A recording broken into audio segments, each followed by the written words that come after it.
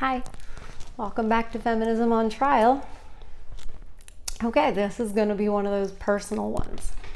So it's kind of a story here. The synopsis of the story is there's a man and a woman. They're both married, right? And they've known each other quite a long time. Long time, let's define long time. They've known each other, 5-10 years. Anyway, they've known each other since before they were both married, right? Their family, or he's friends with her family. They go to the same church, blah, blah, blah, right? All right. So here's what happened. One day, they're both on the worship team at their church, right? And the worship team, in case anybody's not familiar, which I've been in church for a long time, and I was like, what's a worship team? Like, we had choirs and an organ, but this is more of like the new churches where it's, there's more of like a band. And anyway, so they're doing worship team rehearsal, what have you. And at the end, they have a prayer. So the woman says she has a prayer request for her husband because he's been drinking a lot and this and that and the other, and he's kind of this and he's of that, so please pray for my husband, right? And first of all, let's just say that's inappropriate. You do not go and tell your family, you don't tell your family stuff in a situation like that. That's just wrong. And it's biblically wrong. You don't go around and complain about your husband. That is not biblical. You keep that stuff to yourself. You deal with that between you and your husband. You do not go around and badmouth him. You don't do that, right? Okay, but she did. So she's saying that in a prayer, right? And so the guy is telling me this story. And right away, he's like, yeah, she wanted us all to pray for him because he's, he's drinking too much and blah, blah, blah. And I said, dude, that was a trap. She wasn't wanting you to pray. She wasn't wanting the group to pray for him. That was a trap for you. You specifically. She knew if she put that out there to the group to pray, it doesn't look obvious like she's telling you, hey, I'm having issues with my husband. It's coming out in a prayer, right? So it's like, that was a total trap. So, of course, my friend, the guy, he falls for it. And being the nice guy that he is, he approaches her separate from the worship team, and he said, I just want you to know that I'll be praying for you and your husband, and I'm so sorry you're going through this. I had no idea. La la la. Trap worked. Make sure I'm not missing any of the story. So, trap worked, right? Next step, which I could have guessed. He's telling me this story, and I'm like, the whole time, I'm like, this is why she did this. This is why she did that. He totally thought like it's a real prayer. She really meant that. It wasn't a trap, blah, blah, blah. I'm like, it totally was. Anyway, and I'll explain why later in case some of you guys are like, well, why would she do that? Because he did. He was like, well, why would she do that? And I was like, are you serious? Men, you don't understand how we women think. You don't understand how manipulative and how we have these plans and these scenarios, and we use you guys to manipulate each other and affect each other. And that was the whole thing. She needed my friend, the guy, in her plan to affect her husband and her marriage. And when we think, we don't think like you guys. We don't think, okay, A and then B and then C. And I'm not calling men stupid. I'm just saying you think like in a linear fashion is how I would describe it. And women think like a spider web. We're like if A, then 1, 2, like an outline. If Roman numeral 1, and then ABC, and then little 1, 2, 3s, and little ABCs, and it's like if this, the, and it just, we don't have to try, because that was the other thing. He was like, well, why would she work so hard to come up with this plan? I was like, work so hard? No, it's like instant. Not hard, hard to not do it, hard to be good and be like, oh, well, I wouldn't want to. So she sets the trap. He falls for it. He says, I'll pray for you, and I'm so sorry this is going on, etc. So they have a moment. They have like a little intimate moment between the two of them. So she's like, guess what happens next? If there's any women watching, you already know. She calls him. Of course she does, because now they're talking about it. So she calls him, and they start talking and sharing, stories and commiserating, because he was in a bad marriage, an unhappy marriage, a marriage he probably should have never been in. And she's over here, and she's married to an alcoholic, and he's this and he's that and the other. So they're talking about their spouses, and they're remembering before they were married. And it's like, well, why didn't we date back then? Well, you never asked me. Well, you never seemed interested. Blah, blah, blah. And an emotional affair ensues, right? This is exactly what she planned when she was praying or asking for prayers at church. This was why she did that. She was fishing for this. But it makes it look like she didn't. It makes it look like he initiated it when he talked to her after. Women are really good at like, well, I have plausible deniability, and I didn't do it, because we set these traps, right? So they're both in difficult marriages, and they start, talking about that they love one another. And she starts saying she'll leave her husband for my friend. And he's like, I'm ready. I am ready. Let's go. Let's do it. Right? I mean, they were really having these conversations, and they got together in person, and there was a little funny business going on, and she really wanted it to go all the way. She really did. My friend I don't know where he gets his discipline from, but he stopped it. He stopped it from going to that point, but she wanted to go all the way. And the next thing that happened was she all of a sudden, out of the blue, was like, well, I need to give Billy Bob, whatever his name is, we're not going to use his name. I need to give Billy Bob another chance. And my friend's like, we were just about to leave our spouses and meet up and be like, and out of the blue, she's like, I need to give Billy Bob another chance. And then after that, the next thing that happened was, well, who did she say? Oh, my dad is going to come.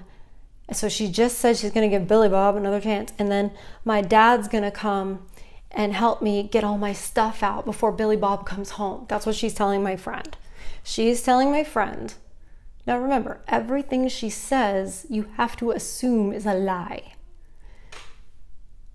She says, my dad's coming, and we're going to try to get all my stuff out before Billy Bob comes home. So that infers that, or that gives the impression that he's abusive. He's physical. We got to get out.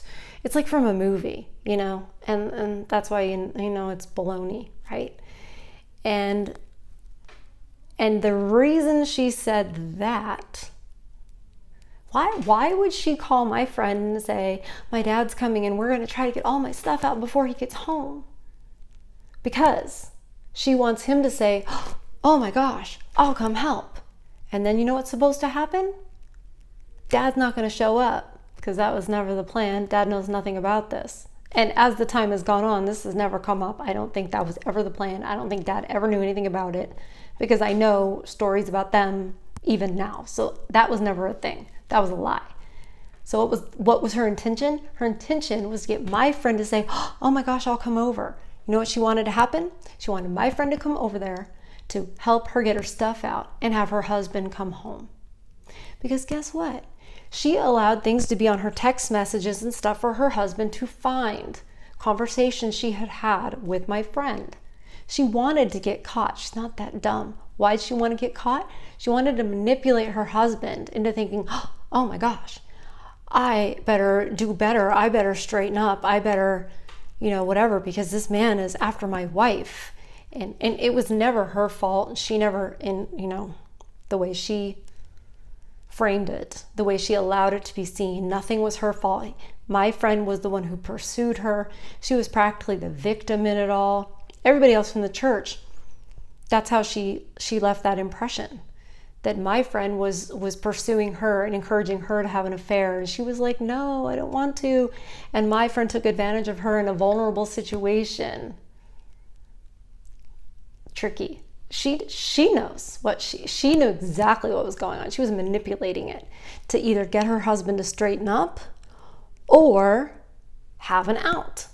And then everybody would know, if she did say, okay, I'm done with this guy I'm married to, they'd all know it's because he's an alcoholic and he's abusive and this and that. So they wouldn't judge her for leaving. She'd be the sad little victim. So it was either going to get her husband to straighten up because she's in demand and, she's going to make her husband jealous, or she's going to have plan B. So she lined both those things up. Well, her husband straightened up. It worked. It manipulated him, and he started acting better and stopped drinking, and because he didn't want to lose her. And there are other reasons for that too. I mean, he actually depends on her. He has criminal activity in his background, so he needs her for a lot of things, and they have kids together. So he didn't want to lose her, and he was afraid. So he straightened up, and then a whole plan worked. And she was able to throw my friend under the bus and make it look like he was, the perpetrator, like he's a predator.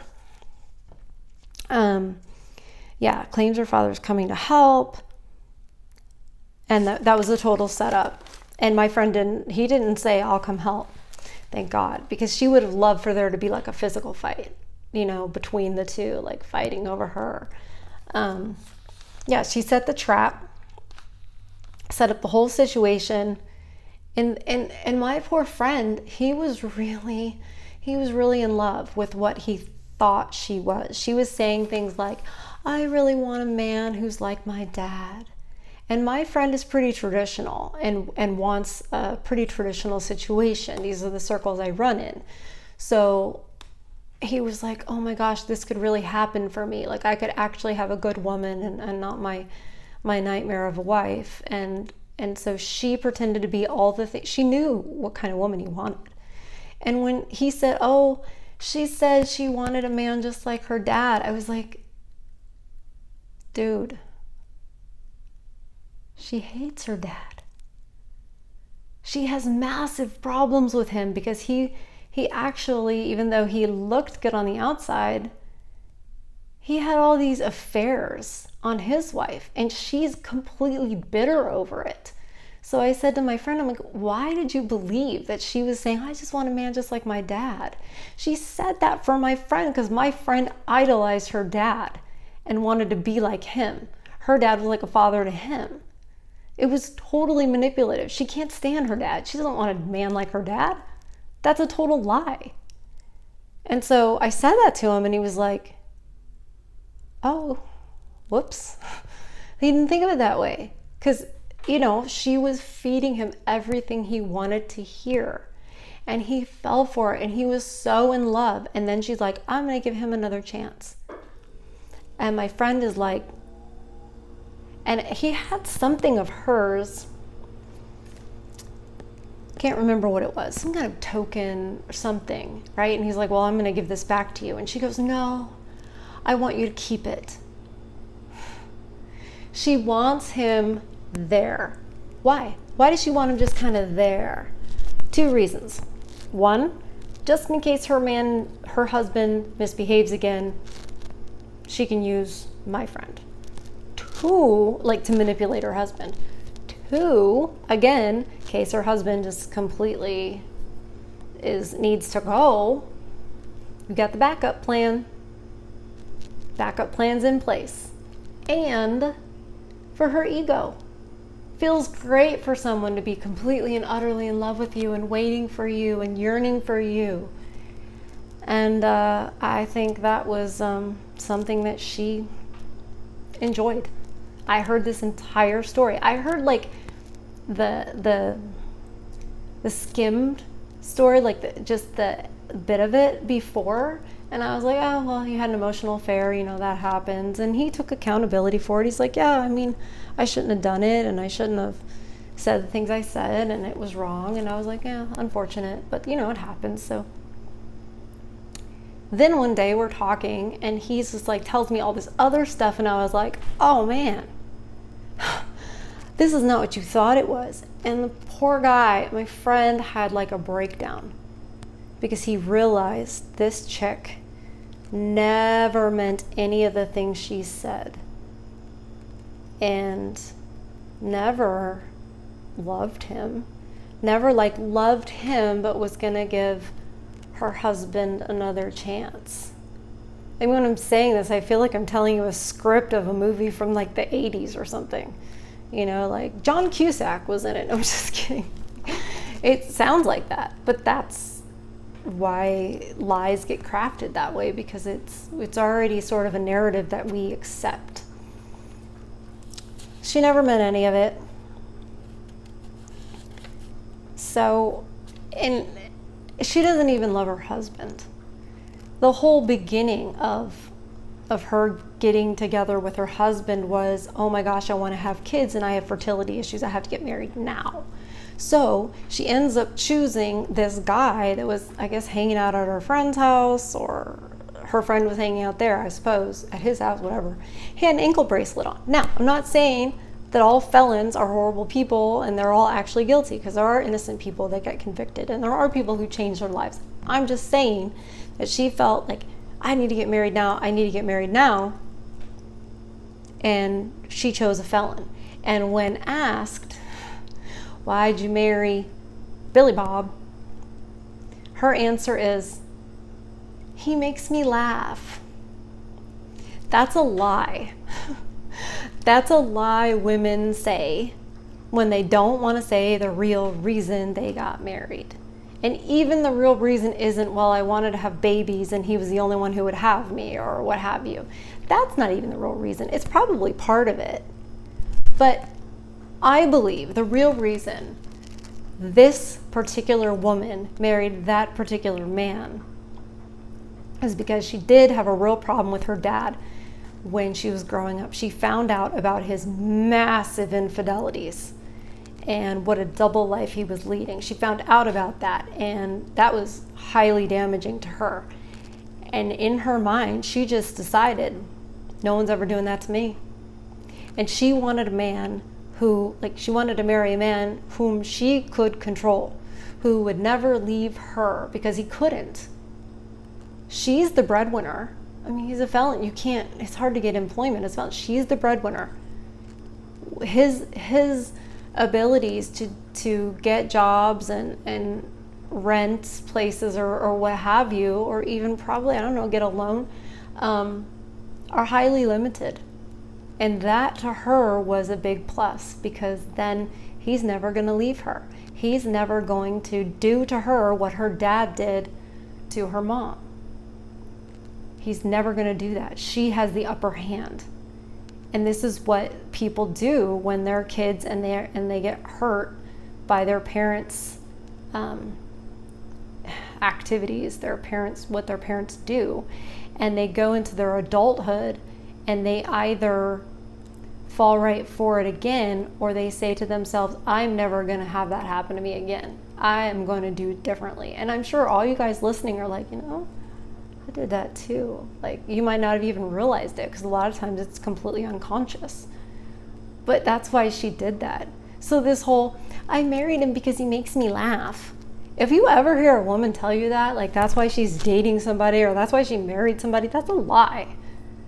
That's just something that they say, because it might be true, he might make her laugh, but that's not the reason.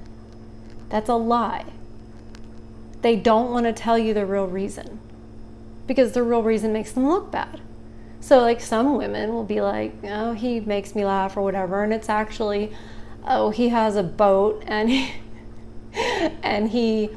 he makes six figures, etc. You're not going to say that, because that makes you look like a gold digger. So most things that a woman says, I feel like that's not proper grammar, but anyway, most things that women say, there you go. It's always, how does this make me look? That's why Instagram and Facebook and all of those things are so popular with women, because they can craft an image. And I've caught myself doing it. Like, how do we want to be seen? It's always a presentation. And a lot of times with women, that presentation turns into a performance. And so I married him because he makes me laugh. No, he didn't. He might make you laugh. You might have wanted to have children, so you wanted to marry soon. That could also be true. So that's how women go, well, I technically wasn't lying. Do you know how often we say that to each other? I don't do it anymore. But, I mean, just a few years ago, I would say, well, technically I wasn't lying. Technically? You said part of it, but it was a lie of omission. And you knew by what you were saying that you were hiding the truth. Think about it. Think about it. Does a woman marry a guy because he makes her laugh? No. And I know it seems like, well, that's a totally separate thing than that whole story that I told you, but really not, because what's the theme? Everything that came out of this chick's mouth was a lie. And she didn't care who she hurt. She didn't care that she ripped out my friend's heart and stomped on it. Like, he went through this. When we talked about it, like, we had to keep talking about it. I sometimes feel like a counselor to these guys, and it's fine, because you guys need somebody to listen who gets it, who you can say things to, and I'm not going to call you a misogynist or whatever. Like, I'm actually going to go, you don't even know the half of it. Like, you don't even know how bad that was, and I'll explain to you why. And that's how this situation went. And he had to sort of relived it, processed it all over again. And because it was irking him, he was kind of like, what was the deal with that? Like, why would she give him another chance? And why? It irked him. You know how things do when you know you're not fully in the know, or you're missing a piece of the puzzle, let's say. Well, when I sort of dissected it, he kind of went, oh, now it's not irking him the same way, because all the details that I filled in for him made it all make sense. And it's consistent with her personality and everything else she's done and said. And this is unfortunately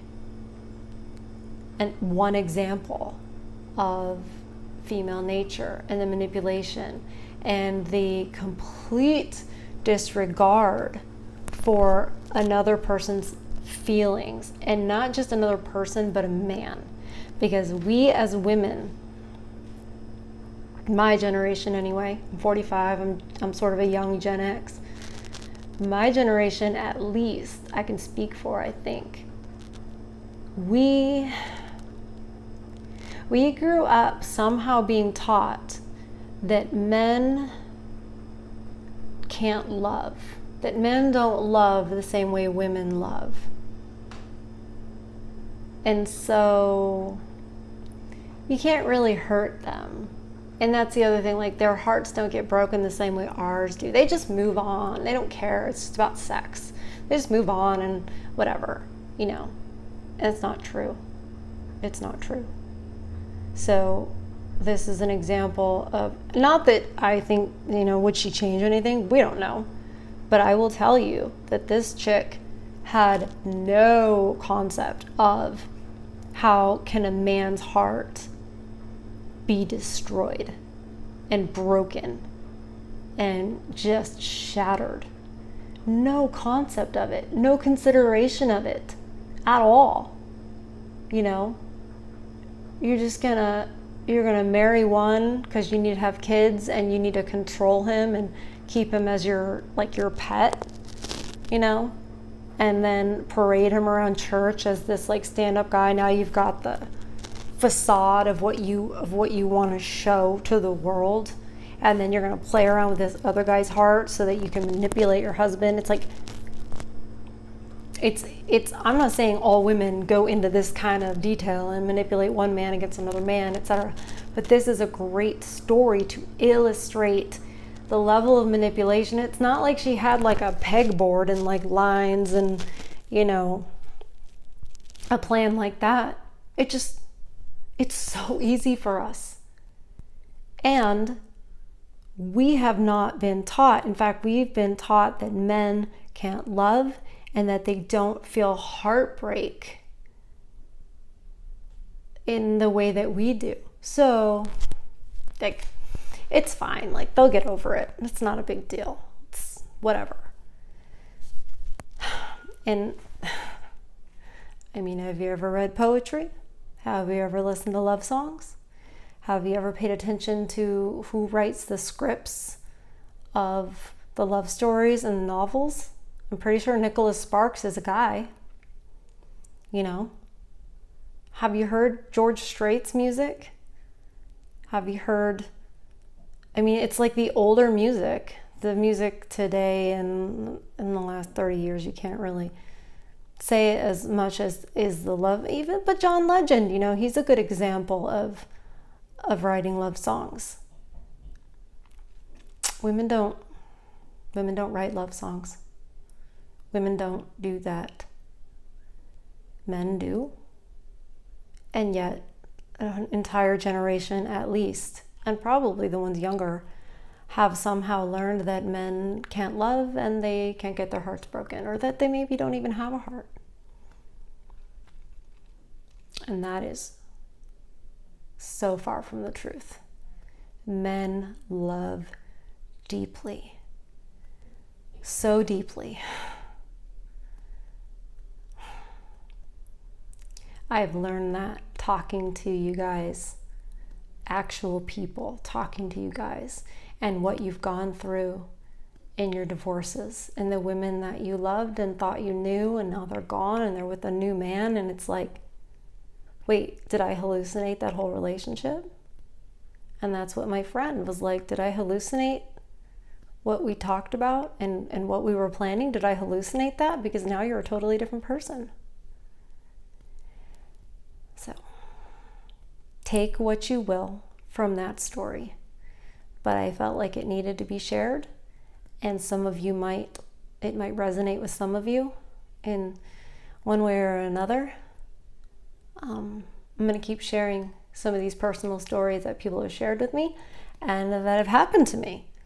I feel like it's like I'm like a magnet for this stuff. Or maybe it's that thing where once you know about something, you see it everywhere. I don't know, but I have a lot to share.